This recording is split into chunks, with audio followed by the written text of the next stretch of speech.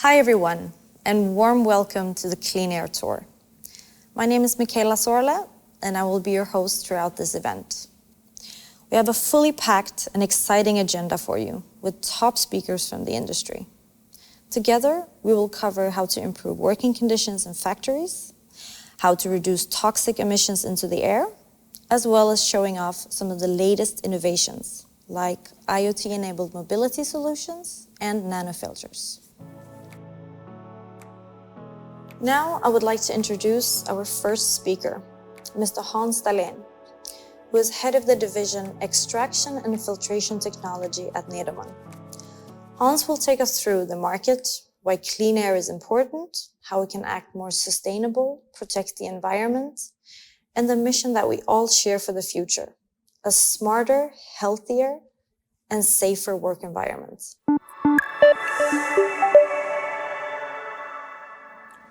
Welcome to the Clean Air Tour. It's time to look at air filtration in a new way. No matter if you're a multinational company or family-owned, solutions are available to protect your employees, your production, and our common planet. Clean air is of great importance to all of us, in Europe, in America, and in Asia, as private persons, as employers, employees, and as companies. Many of us consider clean air to be free and an infinite product, but that's not the reality. There's a clear link between bad air and Parkinson's, Alzheimer's, and similar dementia diseases. Air pollution is the fourth most common cause of death. Some rightly call polluted and bad air the new tobacco problem. We have an important role to play. More than 90% of the world's population lives in areas with bad air. This contributes to a lower quality of life and major costs that must be borne by society one way or another. Globally poor air quality is estimated to account for more than 8 million premature deaths per year. We have similar challenges in all parts of the world, and the challenge is increasing. A growing population and rising standards of living are leading to more industrial production and potentially larger amounts of emission and air pollution. The sources of emissions vary, but within many areas, industrial production is one of the most important pollutant and risk for personal health. As an example, several studies conclude that lung cancer is 20 to 30% more frequent among welders. Using a mask might help the welder, but not his colleagues. The air has to be captured at the source and cleaned. The good news is that manufacturing and process industries does not have to contribute to bad air. A smart approach to factory air exists. I see a clear trend when talking to customers. Sustainability is a parameter fully in line with financial and production considerations. Governments are and will increasingly ask for monitoring and reporting of businesses' environmental impact to secure that you are in line with regulatory requirements. As we will hear today, many regulations are already in place and more will come. We have all sustainability demands to fulfill and be ahead of. Many of us are expected by our customers and by the financial market to follow national, regional, and UN directives. For example, the UN Global Compact. Bad air is not just a question about health and environment, it impacts your business directly. For example, bad air in the working environment create costly sick days. Non-performing filters not monitored in the right way create downtime. Dry dust is combustible and found in many industries, such as the wood, composite, and metalworking industries. If not collected in the right way, the dust can cause explosions and fire. 2018 alone, there were more than 250 reported factory fires and explosions related to combustible dust, and they resulted in many injuries and even fatalities. Being compliant with global combustible dust standards is critical. Ensuring that safety devices are active and properly maintained is important. Monitoring that enough airflow exists to avoid dust accumulation is essential to reduce the risk of fires and explosions. Managing your air quality is not only the right thing to do, it's simply good business. Being able to monitor and control filters every day and every minute can significantly reduce energy consumption, secure the safety of your company, and improve profitability. To be able to do this remotely is not only efficient, it gives peace of mind. The wording, "the solution to pollution is dilution," was used historically. But you and I live in a new time. The solutions and a smarter approach to factory air is available. The right filter media exists, IoT and digital transformation for clean air exists. Once again, welcome to the Nederman Clean Air World Tour. I hope you will get inspired to shape your clean air future by taking a smarter approach to factory air.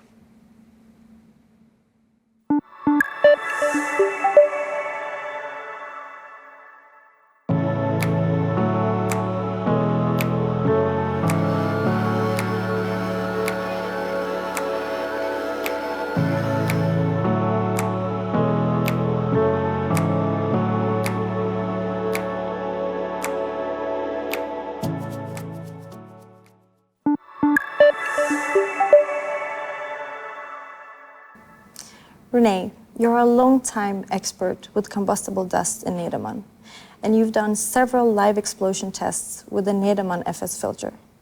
You're also a member of 2 working groups for combustible dust in DIN, the German Institute for Standardization. A warm welcome to you. Thank you. Would you say that combustible dust really is a major problem for many companies and industries? And if yes, how so? Yes, combustible dust is definitely a major problem for many companies, industries, and processes because it has the potential to create a disaster. In best case, you will only be faced with an unplanned shutdown, but worst case could be loss of life or workers' injuries, destruction of plants and facilities, and loss of production, probably for several months. And today's modern industrial processes creates finer dust than previously, and the growing use of lightweight products such as aluminum or titanium or carbon fibers increases the risk of dust explosions.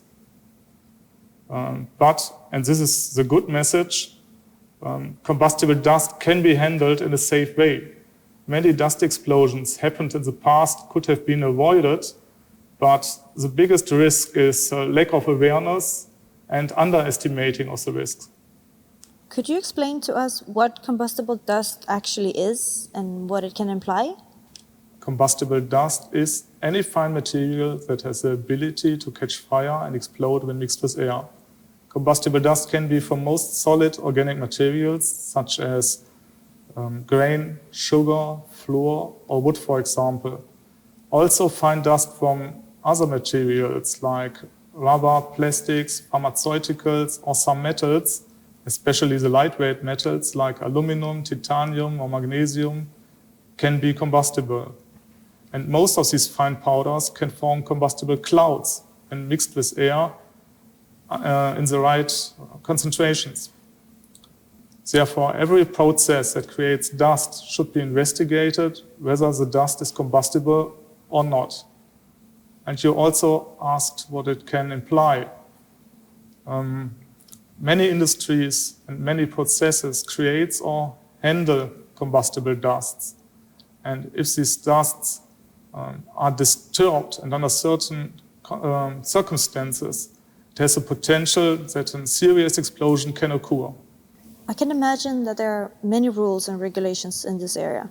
Can you elaborate a bit on this? Rules and regulations are handled differently all over the world. But the two most common regulations are the European directives, also known as ATEX directives, together with the standards, with the European standards, and the American system of NFPA standards. These regulations, both of them, are used in several countries over the world, sometimes plus local regulations. But for example, China has their own standards, but if you look a little bit deeper into them, they are based on European standards mostly.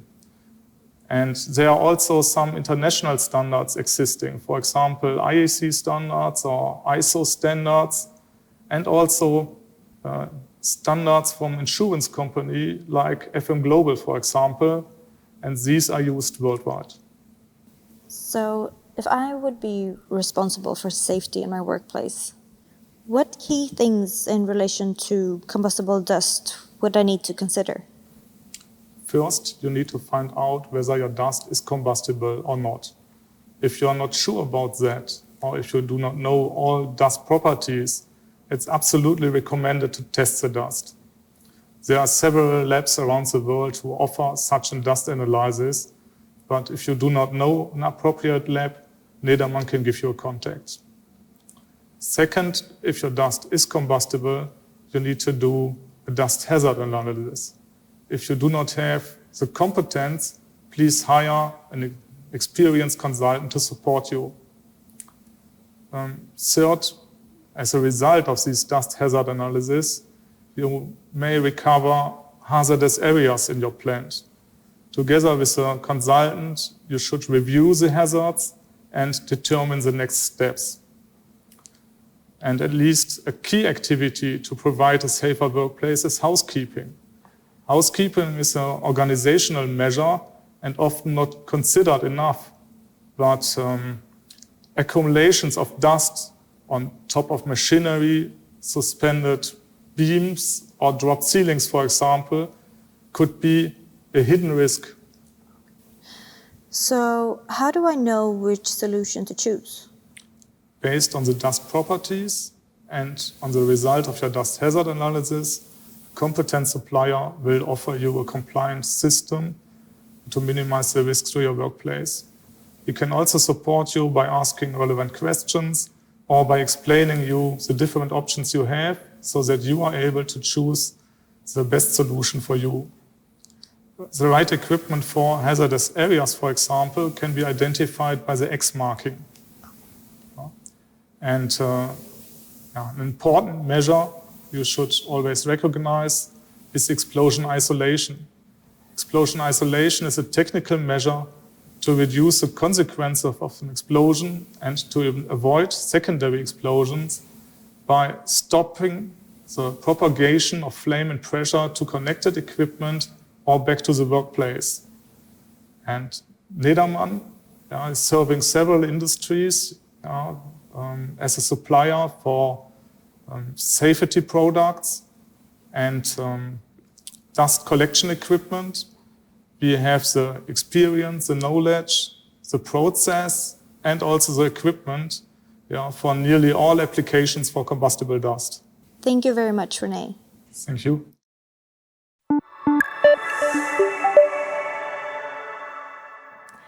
This leads us right to our next two interviews. First up, we have asked the client of Nederman's to join our session in order for us to learn more about how they are using the Nederman solution to create a smarter and more cost-efficient working environment. And directly after that, we will talk about rules and regulations and learn more about the latest developments within this field, as well as coupled health effects, which we need to monitor carefully going forward.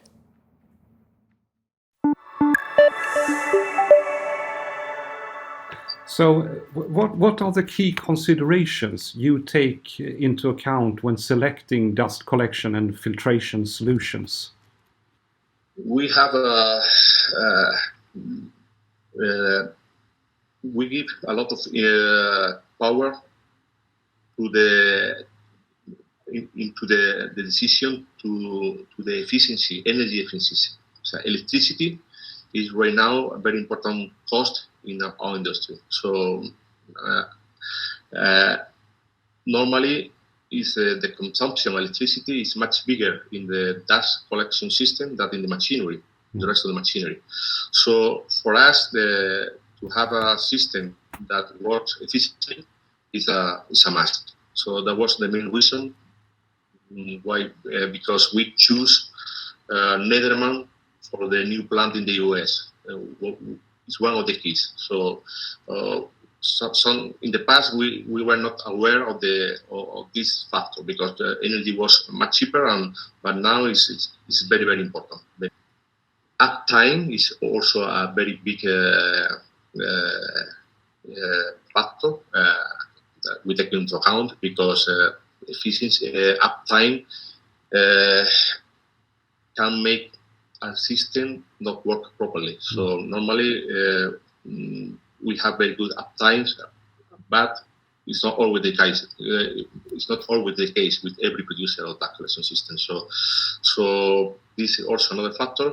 And a new one, which is not new really, but we are considering more than before, is the ATEX, explosion spaces. So there's a lot of new regulations, and we try to cover everything and to be ATEX compliant. How important has these investments into clean air and dust collection been to your operations? And have you received any feedback from your employees? Some new range of high-tech products like high gloss lacquer that would be impossible to produce without a proper dust collection system.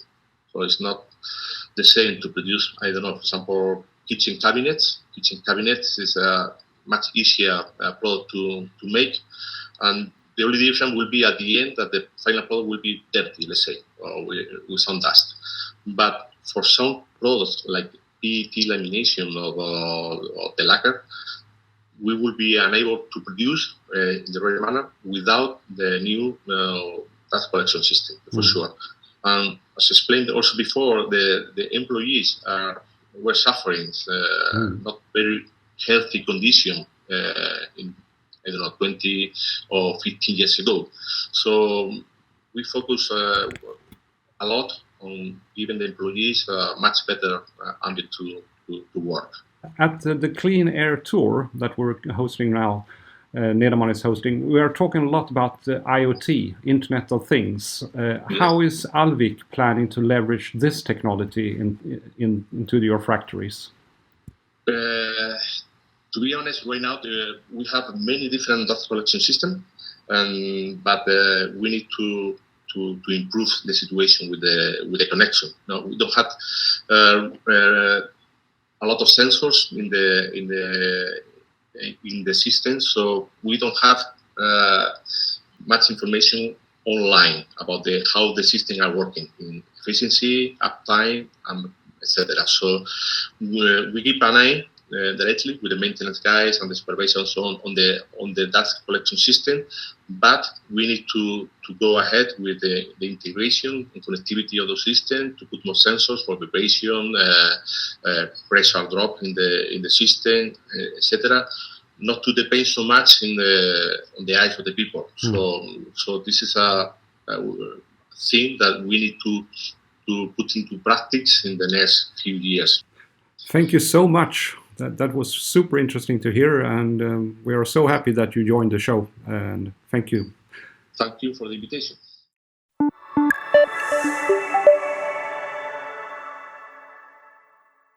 So, we are back online with our next interview. This time we have Mr. Kevin Bampton from the British Occupational Hygiene Society online with us. So the first one up is, would you say that the health-related rules and regulations for the industry differs around the world? And if so, how?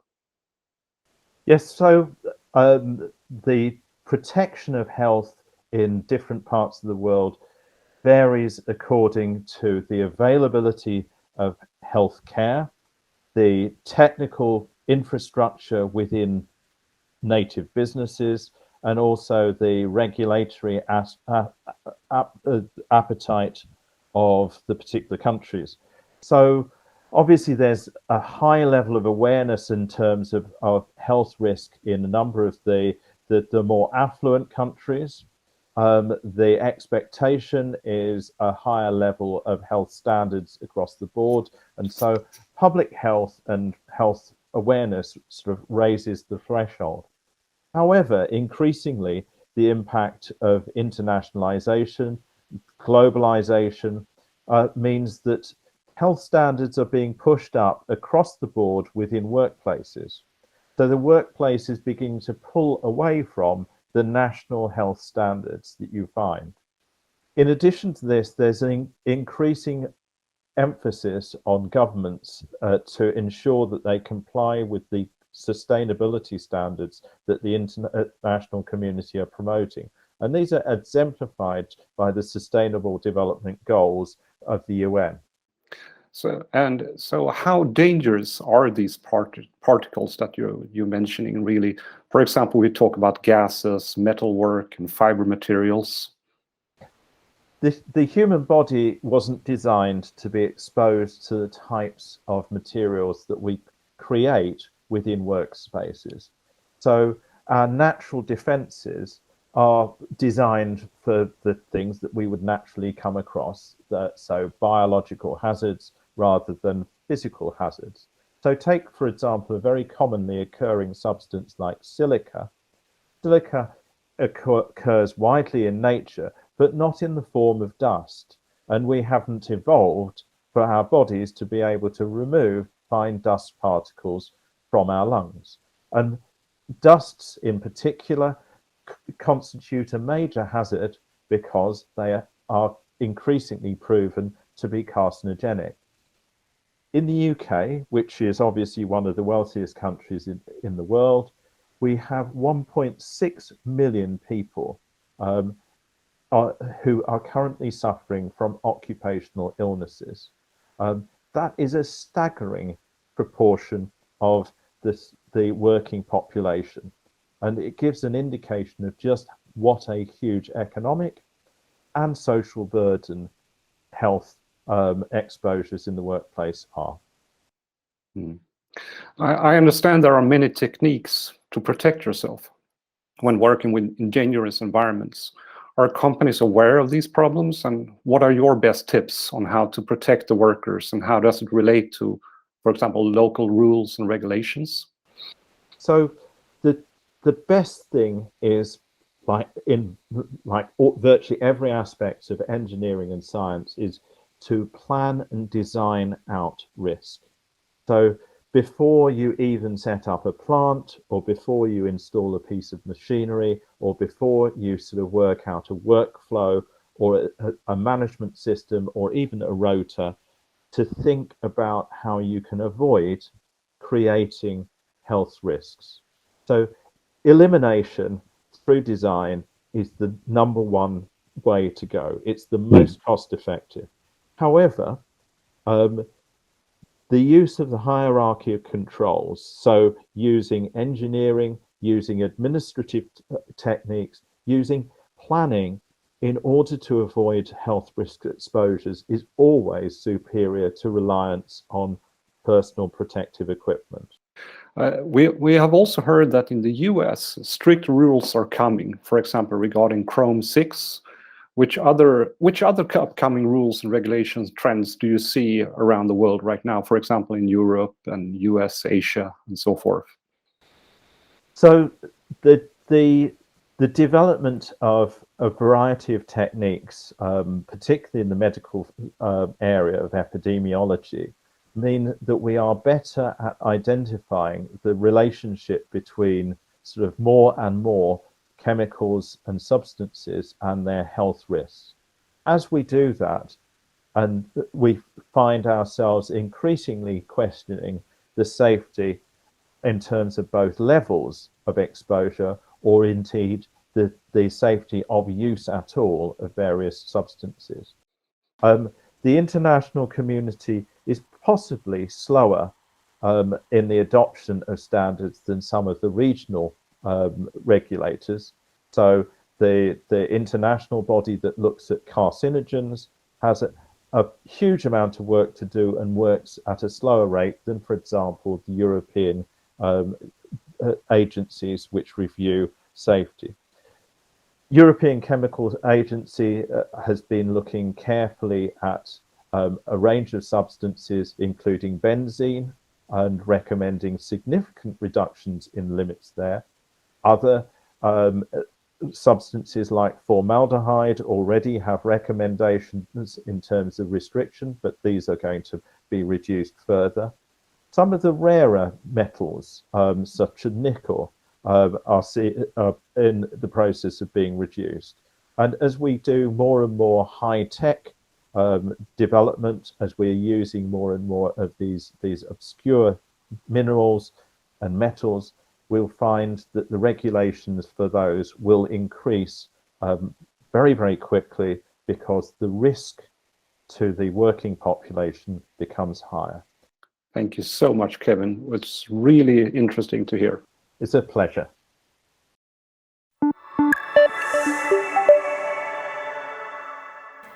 So we're back in the studio and we have a new guest with us. Thank you. It's great to be here. You talk about clean air. Why should companies invest in new clean air technology? Okay. Well, we think that clean air is an essential thing for creating a productive and healthy work environment. Most people, when they think about air pollution, they think about the air that they see outside. And you hear a lot about that in the media, and you hear a lot about that in the news, but the air that we breathe every day is indoors. And so the emphasis on the quality and the cleanliness of the air inside is something that we believe is essential. It's a pretty obvious concept to think about, somebody that's creating smoke or fume, and that it's a problem health-wise for them to inhale that when they're on the job. We think less about indoor air quality and what it does to our ability to do our job. There's a lot of research and studies out that now show how even small amounts of indoor air pollution impact our ability to think and be productive and to focus on the work that's in front of us. And when you think about the rest of an industrial factory, any dust that you're not collecting, any smoke or fume that you don't control properly, it's going to end up building up on the machinery and electronics and other things in the factory, causing them not to work as optimally as they could or they should. So that's why we really think that clean air, again, it's an essential piece of building a strong, successful business. Could you describe some of these filtration technologies that are helping deliver cleaner and safer operations? Yeah, absolutely. So just like the rest of the world, technology within the filtration industry is moving at a rapid pace. And so there are a lot of new technologies that are capable of delivering cleaner air and really in a more efficient and effective way. One of those technologies is something we call nanofiber technology, and it's a type of filtration media where we're able to provide higher levels of efficiency, meaning we can take more things out of the air in a more effective way. And this is technology that's extremely small. You can't see it with the naked eye. It's 500 times smaller than the diameter of a human hair. And we put that on the surface of a filter, and it's able to remove those harmful particulate that may even be in the air that we can't see that we're breathing right now. And what that enables us to do is in a welding environment, for example, where the byproducts of welding are all carcinogens or they can cause cancer, we're able to take more of that out of the air and reduce the exposure to the workers. So that's one of the great new technologies that's out there. And then really the next technology I think that's changing the industry is IoT technology. And whether you know it or not, you're probably walking around with IoT-enabled devices, our watches, our phones, our appliances, our cars, they're all IoT devices. And so the dust collection systems and the filters in your factories are really no different. They're going to use a series of sensors and devices to collect information about how it's working, how it's living, and it's going to enable us or the technology to provide suggestions on how to improve it or alert you when there's a problem. And closely aligned to that are the sensors that we're actually using to measure the performance of our equipment. Sensors now they're more powerful, they're less expensive, and capable of doing a lot more things than we ever have in the past. So it can really bring a lot of life to the filtration systems and really let us look at it in a different way. Compliance with air quality and combustible regulations is challenging for many companies. Can these technologies help with that as well? Yeah, absolutely. So the technologies that we mentioned, the nanofiber technology, the IoT technology, all of them will contribute to a more compliant operation. Again, so as workers are exposed to more and more things, and as factories change and work with different materials, the air quality regulations are constantly changing. And so the nanofiber technology, again, being very efficient, is going to remove more of those things in a more effective way. So that's one way it'll work towards compliance. And with IoT technology, really where it's going to help you is on tracking the performance to ensure your product or your system is complying. So one example of that would be related to the combustible dust hazards. And as Renee told us earlier, there are a lot of health and safety, or a lot of combustible dust standards throughout the world, and it can be difficult to understand which one applies to me and what I really need to do in order to be compliant. And so again, things that are measured, like the operation of a isolation valve. One of the requirements within the NFPA standards is that device has to be inspected and monitored on a regular basis.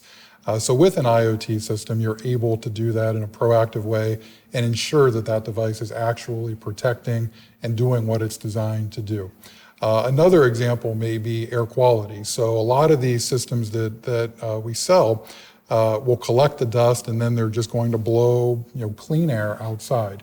Well, even with the most efficient filters, you're going to still get some level of emissions, that you're out. And in a lot of countries and in a lot of places, you have to report that level of emissions.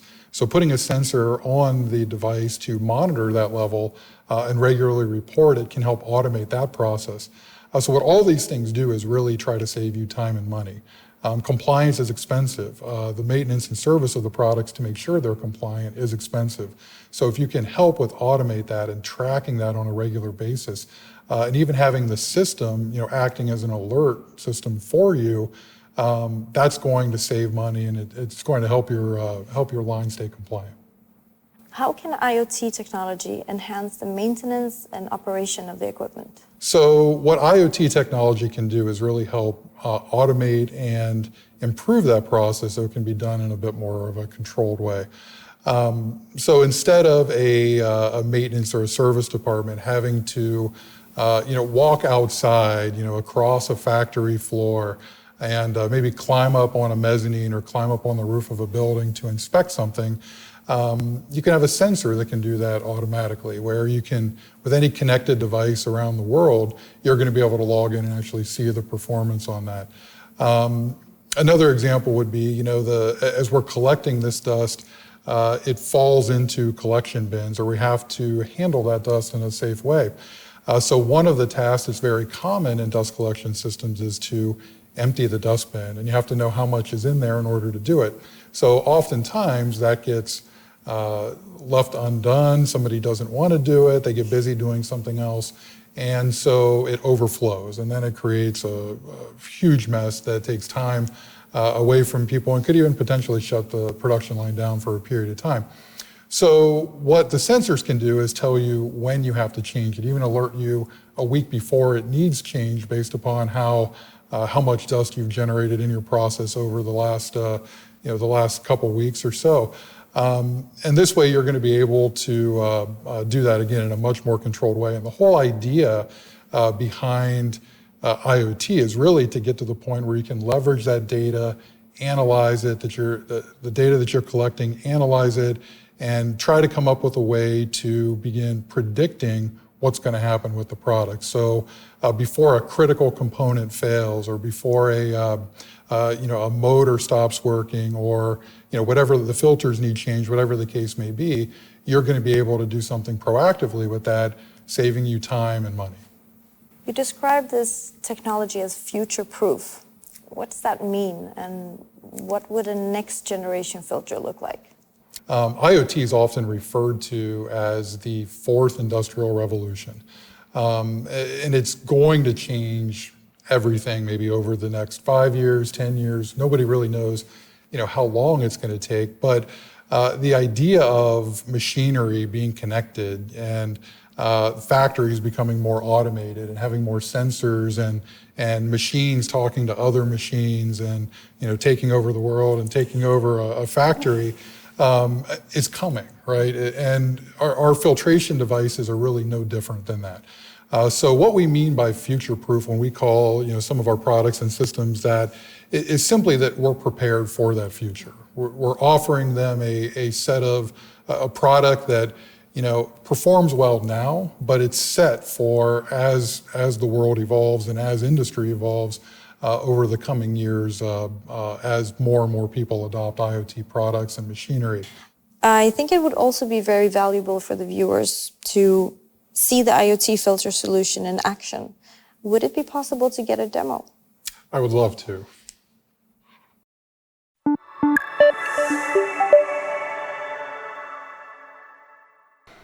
So when you first log into Insight, you're taken to a global map. So and any Insight connected filter that's associated with your account will be visible on this map and represented by a pin located throughout the world. So if you have multiple sites located in the US and in Europe or in multiple countries within Europe, you're able to kind of zoom in and get an overview of what's going on with all of your connected systems.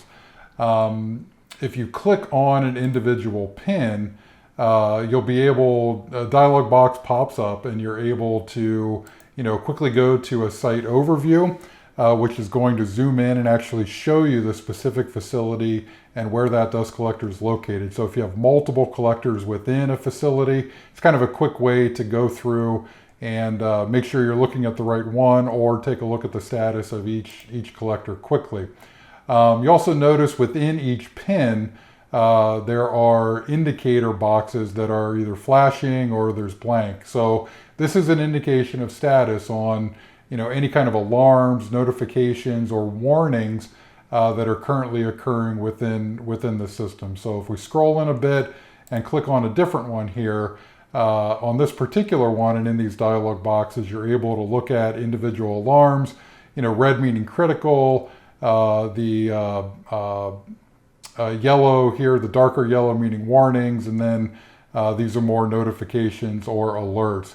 So you can kind of quickly see if there's any areas where you need to focus on or dig a little bit deeper. So then if you click on the site details, that's what's going to take you to the system dashboard, and it's going to allow you to understand a bit more about what's going on with that particular dust collection system. And just kind of a quick tour of the overall dashboard system. So over here we have a kind of a quick launch ribbon. It's going to give you a system overview. You can quickly get to the alarm center. You can get to dashboards. So within the top of the dashboards, typically we're going to provide a summary of what's going on with the system. And over here on the left side, this is a arrangement where, first we're looking at the overall system status. Is it running?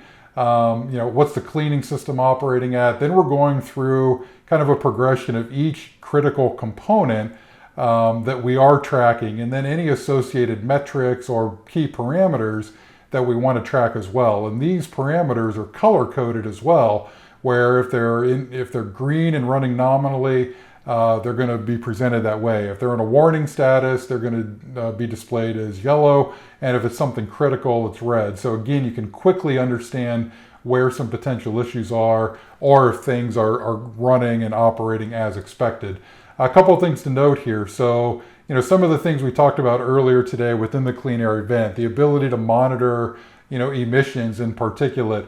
In a lot of cases, that's you need to generate those reports for reporting to local government agencies. So that's something that Insight can track. You're also looking at the safety devices. So we talked a lot about the criticality of combustible dust devices. So here we can see We're tracking that device. It's active. It's actively protecting the system or if an explosion occurs. Here we can go to time to service and the hours of operation. So if we keep going through here, now here's the alarm log. And this is going to give you a list of the alarms during the selected timer. And again, these alarms and warnings, they're things that you may want to check on, right? It can help you schedule preventative maintenance. It can help you look at what, any kind of critical things to try to see if there's ways to optimize or improve the operation, or to kind of better understand, how we can work together to optimize the system. And as we scroll down through the dashboard, we see a bit more detailed information. So for each critical component, we create what we call a widget. And these widgets are actually going to monitor, again, critical performance parameters. So, motor RPM, how much power is it consuming? What's the vibration level on the motor? What's the status? And then we're actually going to plot those key metrics versus time. And you're able to hover over that data, so you're actually able to see, that exact value that's being measured versus a timestamp. So if there's a problem, if there's an event, you're able to kind of rewind and go back in time to see what happened on all these components leading up to that critical event. And then again, so we walk through that, and each critical component, is presented in its own unique way, which makes the most sense. So here, filter pressure drop, the airflow. So, we're tracking all those critical parameters to ensure proper operation. And then we're even tracking down here, what's going on with the cleaning fans, the dust handling system with the chain conveyor, the rotor airlock, and make sure that all of them are operating properly. They're turning at the correct speed in order to evacuate all the dust. So, for this particular product, these are the key components that we are tracking. That's the dashboard. You can kind of see the power behind it, but also kind of the easy to digest and, kind of the ways that you can use this information to quickly check, how things are operating with the system. So if we go back over here to our shortcut menu, in our alarm center, we're able to go through and look at active alarms, alarms that have been suppressed or dealt with in the past, and then a complete historical record of all the alarms that happen within the system. And then finally, the report section here. So all of this information is logged, and we're able to export reports out on a regular basis. And so if I click on this, you can see this one's called the Netterman 30-day filter report. So what this is going to do is, okay, how many hours did I operate the system over in the last 30 days? When is my next service interval? I'm sorry, this is the total operation for the system. And then how many hours did I operate during that time interval? And then, it shows me that same data that we're seeing on the dashboard, so we can get this delivered to our inbox on a weekly basis, a daily basis, a monthly basis, whatever makes the most sense. And we're able to export this out. And these are the reports, again, that can be customized, configured, and even configured in a way that's acceptable to submit to health and safety organizations or government institutions. Yeah, so that's a very, very quick tour of Netterman Insight. We hope you found it informative. We hope you see the power behind it and how it can really empower users, and you can work with Netterman in order to really focus on clean air and energy savings and reliability, and making sure that you're staying as productive as you possibly can, saving you time and money with maintenance and other aspects of that, and really emphasizing the importance of clean air within your facility. So we appreciate you taking the time to watch the demo, and look forward to talking to you more about these solutions in the breakout sessions. Thanks, and have a great day.